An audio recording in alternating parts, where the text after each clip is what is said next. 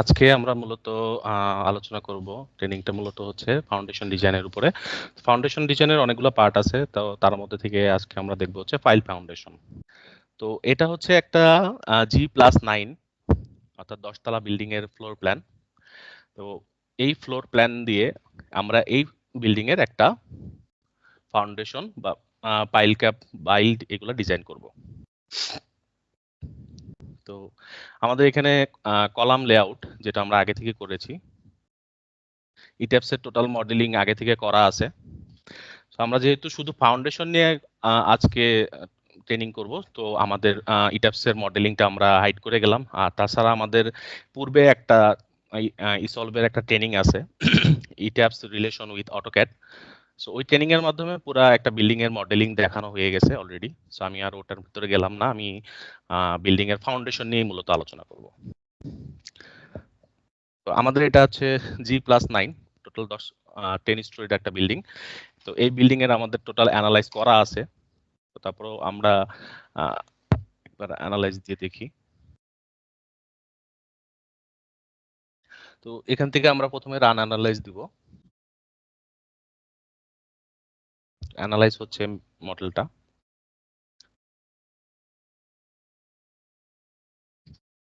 ওকে, দেন হচ্ছে আমরা এই বিল্ডিংটা এখন ডিজাইন ইট্যাপসকে ডিজাইন করতে বলবো। সো আমরা এখান থেকে স্টার্ট ডিজাইন অ্যান্ড চেক অপশনটাতে ক্লিক করব। সো এখন ইট্যাপস এই বিল্ডিংটা যে আমরা মডেলিং করেছি সেই মডেলিংটাকে চেক করে দেখবে যে আমাদের মডেলিংটা ঠিক আছে কিনা, অর্থাৎ আমরা যে পরিমাণ কলাম বা বিম দিয়েছি সেই পরিমাণ কলাম বিম এখানে এই বিল্ডিং এর জন্য সাপোর্ট করে কিনা। তো সেই সূত্রে আমরা একটু দেখে আসি যে আমাদের এই বিল্ডিংটাতে আসলে পাইল ফাউন্ডেশন লাগবে না শ্যালো ফাউন্ডেশন লাগবে, অর্থাৎ ডিপ ফাউন্ডেশন প্রয়োজন নাকি শ্যালো ফাউন্ডেশন প্রয়োজন। তো এটা দেখার জন্য আমরা একটা এক্সেল, আচ্ছা এটা অ্যানালাইজ হয়ে গেছে। সো আমরা আপাতত এটা এখানে রেখে দিই, এটা কোনো আপাতত কাজ নেই। আচ্ছা, আমরা ফাউন্ডেশন ডিজাইনের জন্য আমি কিছু স্টেপ তৈরি করেছি। তো প্রথমে যেটা আমাদেরকে করতে হবে সেটা হচ্ছে check pile foundation required or not. তো আমাদের যে এই যে বিল্ডিংটা আমরা বানিয়েছি, তো এই বিল্ডিং আর এই মডেলের জন্য আসলেই পাইল ফাউন্ডেশন প্রয়োজন নাকি শ্যালো ফাউন্ডেশনে হয়ে যাবে, সেটা আমরা প্রথমে জাস্টিফাই করব। সো আমাদের এখানে একটা এক্সেল আছে, যে এক্সেল আমরা পূরণ করে আমরা এটা করতে পারি। তো আমরা প্রথমে এই বিল্ডিং এর যে সয়েলের বিয়ারিং ক্যাপাসিটিটা দেখবো। তো বিয়ারিং ক্যাপাসিটিটা আমরা এখানে প্রথমেই দেখিয়েছি যে আমাদের যে একটা সয়েল টেস্টের রিপোর্ট নিয়েছি, সেই সয়েল টেস্টের রিপোর্টের মধ্যে বিয়ারিং ক্যাপাসিটি দেওয়া আছে 4। তো 4 KSF আমরা প্রথমে এখানে ইনপুট দিব। তারপরে হচ্ছে বিল্ডিং এর লেন্থ এবং উইথ। সো আমরা দেখি যে আমাদের বিল্ডিং এর টোটাল লেন্থ এবং টোটাল উইথ কত, আমরা প্রথমে ডাইমেনশন দিয়ে রেখেছি। বিল্ডিং এর টোটাল উইথ মানে ফাউন্ডেশন এরিয়া, এই যে ফাউন্ডেশন এরিয়া আছে, ফাউন্ডেশন এরিয়ার টোটাল লেন্থ এবং উইথ হচ্ছে 50 ইন্টু 72, মানে 72 ফিট। আমরা লেন্থ দিলাম 72 ফিট এবং উইথ দিলাম 50 ফিট। তো এটা দুইটা গুণফল করে দেখা গেছে যে টোটাল বিল্ডিং এরিয়া হচ্ছে 36 স্কোয়ার ফিট, 3600 স্কোয়ার ফিট। তো এখন যেটা লাগবে সেটা হচ্ছে স্টেপস মডেল থেকে আমাদেরকে বিল্ডিং এর total dead load, live load এবং পার্টিশন ওয়াল, ফ্লোর ফিনিশ, এই কয়েকটা মানে টোটাল ডেড লোড এবং টোটাল লাইভ লোডের একটা ক্যালকুলেশন লাগবে। এর জন্য আমাদের যেখানে যেতে হবে সেটা হলো ডিসপ্লে থেকে শো টেবিল। ডিসপ্লে থেকে শো টেবিল যদি আমরা যাই, এখানে অ্যানালাইজ অ্যান্ড রিজাল্ট নামে একটা অপশন আছে, ওখান থেকে স্ট্রাকচারাল আউটপুট এবং base reaction.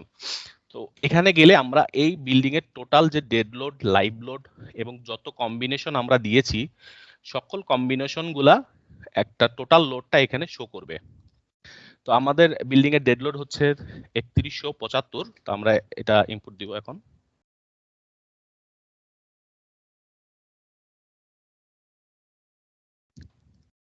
Total dead load হচ্ছে 3175, আমরা 76 লিখলাম এক বেশি দিয়ে রাউন্ড ফিগারে।